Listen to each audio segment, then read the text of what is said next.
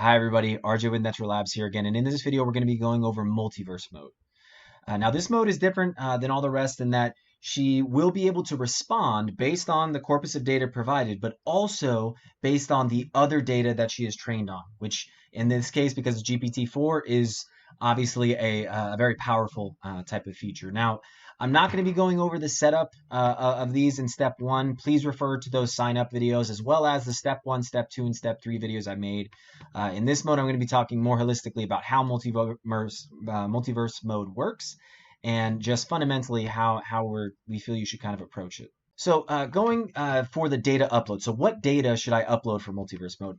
I'm going to be saying this almost every single time, but especially in multiverse mode, it's always going to depend on the use case. And because that this agent can respond based upon data outside of the corpus provided, there's really kind of endless potential in terms of use cases for this. Just to give you one that I personally have used this for, this is actually our pitch deck that we created. It's 24 pages long, and it's a good pitch deck, but you always need to get advice as a startup, or you need to get constant feedback and constantly be fine-tuning your messaging. So I provided my pitch deck, and let me just pull that up here. I'm going to go ahead and process that. And in this use case, am I going to be providing this to some end customer on their website? No, of course not. This is probably going to be something that I want to personally interact with this agent for my own purposes. That's kind of the difference between multiverse as well and autoverse, is that autoverse is definitely where you have an autonomous agent that can be customer facing and follow a specific workflow. Multiverse is much more creative in the sense it can look at your data but also respond outside of it. There's a whole lot of other use cases that you could apply. So the business focus, like I said in the autoverse video, it is always going to depend on the use case. In this example, I'm wanting to get feedback on my pitch deck. So I'm going to say that the focus of what I just gave is our pitch deck. But again, this could be completed. Just to give you an example, I was given a prospective diet plan by a dietitian. It was like a 120-page PDF. And I said, you know what? I want to kind of get, honest or at least objective advice or objective feedback based upon what that dietitian was recommending. So I just uploaded that PDF. The business focus for there was dietitian plan, but it just to show you how this can really apply to a bunch of different scenarios, and this will always change depending on what your use case is. I just want you to think of it of how should the agent look at the data that's provided, that frame of reference. How should the data look at it? That's how you want to look at the business focus. With personality with this, especially because this is more of like an internal use case, one that you're personally interacting with the agent, I always like, just using more terms like analytical, or in this case, I would like objective and analytical, because I want to get objective feedback on this, and it'll look at it from that light better if I notate that personality. So the other parameter you always have to do, no matter what mode, is again the temperature. As I said in the autoverse video, I really like the temperature to be higher, and especially on these types of use cases. So I'm going to go ahead and just put that as 1, which is the maximum. So then I'm going to click the mode that I want. And multiverse mode, other than autoverse, is the only one where you can put in a command. The difference is again, you'll see when I click that, I am not able to generate a workflow. Well, what command do I give it for this? Again, this is going to depend on what the use case is, but I said that I want to get advice on my pitch deck and feedback. So pitch deck analyst would probably be able to do that in the real world. So I'm going to say, you are a pitch deck analyst who will provide detailed, constructive criticism to our pitch deck and offer recommendations to make our messaging more appealing. There's no template of this. What I was saying, in autoverse mode, I mentioned this, but the command, we really feel that it could be detailed as this is, but keep it to one sentence. We didn't want to put in so much effort for prompting or prompt engineering this. We wanted to give just a single command will be able to, your agent will be able to take that into consideration along with the data provided and the parameter set, all of the stuff on the back end where we're kind of handling that. So just keep it to one sentence, but you can be detailed, but you just want to be very clear about what it is that you want. So after doing this, I'm going to go ahead and I'm going to click chat, and now I have my agent operating a multiverse mode here. So now what would be the first thing that I would say if I'm really using this for my own personal means? Say, okay, I recently got feedback from an advisor that said our messaging needs to be less technical. What are your thoughts on this point, and what do you recommend we do to our pitch deck? I can even keep it.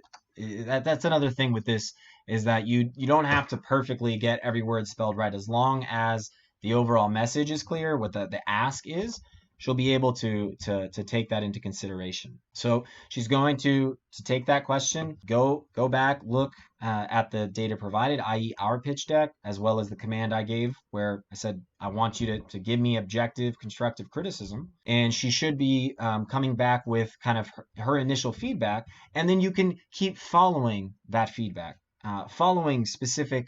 Maybe she brings up a certain point here on terms of feed recommendations to make your messaging more appealing. So she just said our pitch deck is a bit heavy on the technical jargon, which is true. I mean, we are, again, an AI startup. Okay, dynamic automation, which is true. Okay, so here's some of those recommendations. Simplify jargon without mentioning technical features like contextual intelligence and dynamic automation integration, which is, yes, something that we did include here. Be sure to explain these concepts using simple, relatable examples or analogies. Okay, that's fair. And you'll see some of these other ones as well. Okay, so now I could say, okay, that makes sense. Help me with simplifying the jargon first. Now, currently, the agent isn't able to update the file. That is not something that we currently have built now. In the future, I do believe that that's where a lot of these things will go, but that is not something you currently have. But you're able to at least get this insight and then update it, yourself immediately. So instead of using the term adaptable AI, okay, Kate can play multiple roles within your company, like a relatable assistant who could take on different tasks, helping manage and streamline operations. I kind of like that. And let's see, maybe that's something where we put in here. So hopefully that makes sense in terms of how Multiverse can be used for more internal purposes. But now let's show how it's referencing data outside of this. So you are limited into this as to the large language model, their training date. Again, we're using GPT-4 here, so we know that's September 2021. There's been some patches of updated information, but it's fundamentally trained rather up until that point. But I can say here, tell me let's say the average TAM for an AR startup like ours. TAM being total addressable market. That's probably something that you would want to know, from a pitching and fundraising perspective. They want to know, well, what's the total addressable market? What's the amount you think you could obtain, and so on. So from this, she should know, okay, well, they're an AI startup focusing on these niches. Now I could look at the data that I have trained, albeit up to that point, and compare those two. So this is something in Autoverse mode.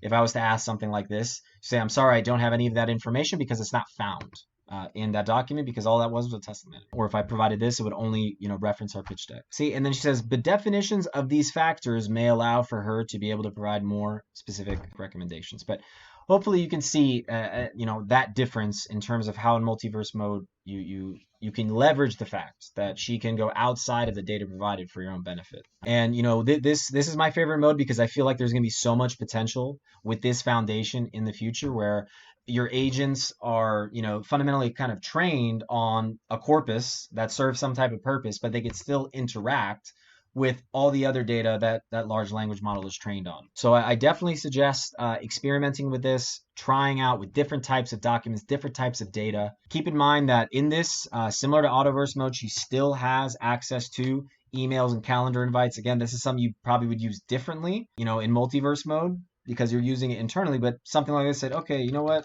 That's good to know. Email me this. So hopefully that goes to show you a bit of how Kate operates in Multiverse mode. Talking about some of these features here that would be relevant for Multiverse mode. Sometimes you want to reset your chat, so I can always go just new chat, and what that's going to do is reset the chat history, and you're able to start again. Again, it's all based on the features and so on that you created for this instance. If you want to create another instance of Kate, you have to click new instance, but you can always reset that chat. So really look forward to seeing how you're all able to experiment with this. And again, please utilize our Discord.